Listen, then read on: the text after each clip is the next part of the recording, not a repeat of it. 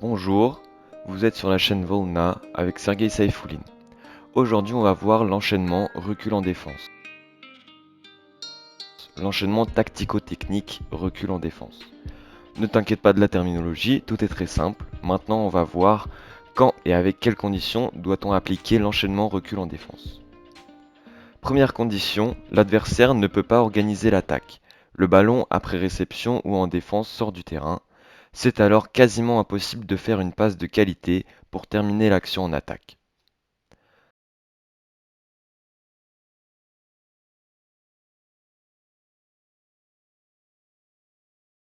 Deuxième condition, les conditions météo. Le vent souffle fort, soleil très bas qui éblouit les yeux de l'attaquant. Troisième possibilité, la formule de compétition mixte filles et garçons. Quatrième condition, les capacités physiques ou techniques du bloqueur. Votre bloc n'est pas efficace et l'adversaire n'est pas en difficulté du tout. Cinquième condition, l'adversaire a une particularité en attaque. La réalisation de cet enchaînement est toujours une action de coopération du défenseur et du bloqueur.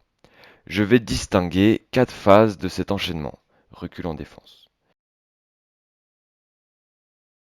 Première phase, le bloqueur qui est au filet corrige sa position par rapport au déroulement de l'attaque adverse. Dans cette phase, le défenseur a choisi sa position initiale dans le terrain.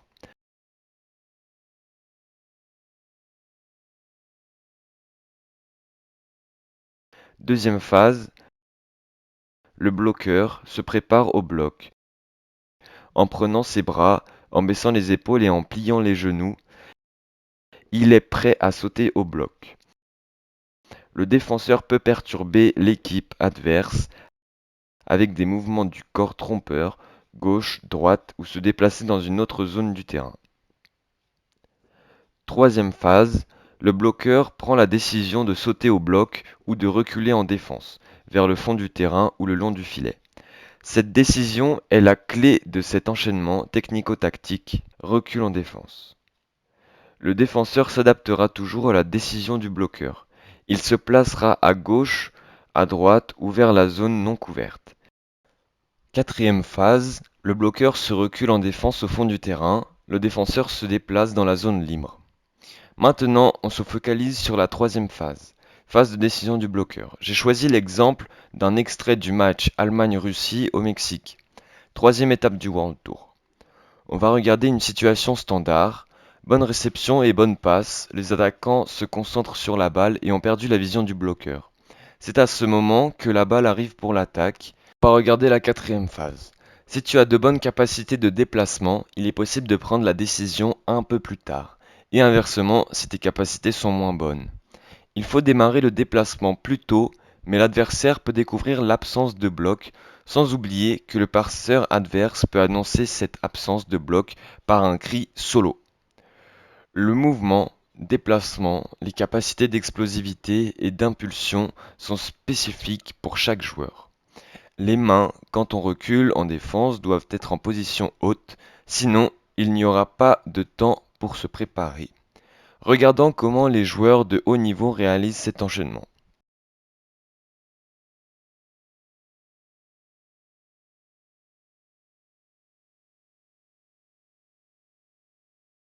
Regardons les bras du bloqueur quand il va reculer en défense. Les bras montent vers le haut, ce qui permet de toujours jouer la balle. Encore une fois, les bras en haut. Elle ne baisse jamais les bras. Lorsque j'ai préparé cette vidéo, j'ai compris que pendant ma carrière en beach volleyball, je n'ai pas souvent utilisé cet enchaînement et que je ne me suis pas entraîné sur cette action de jeu. Maintenant, je peux dire que sur l'ensemble des enchaînements technico-tactiques, fermer les lignes diagonales, l'enchaînement recul en défense est primordial. C'est la base ou première décision dans tous les enchaînements. Cette décision est hiérarchiquement primordiale dans ma carrière. Personne ne m'a précisé cette importance. Dommage. Ça change la philosophie du bloqueur et sa tactique individuelle, dont on parlera dans une autre vidéo. Le bloqueur a toujours la décision de faire un bloc comme prévu dans l'annonce ou non, et reculer en défense. Je conseille aux entraîneurs de consacrer plus d'attention à cet enchaînement recul en défense et d'utiliser une bonne terminologie pour communiquer et éclaircir le jeu avec les joueurs. Salut, merci d'être resté jusque-là. Abonne-toi si c'est pas encore fait et à bientôt sur cette chaîne. Entraîne-toi et tu réussiras.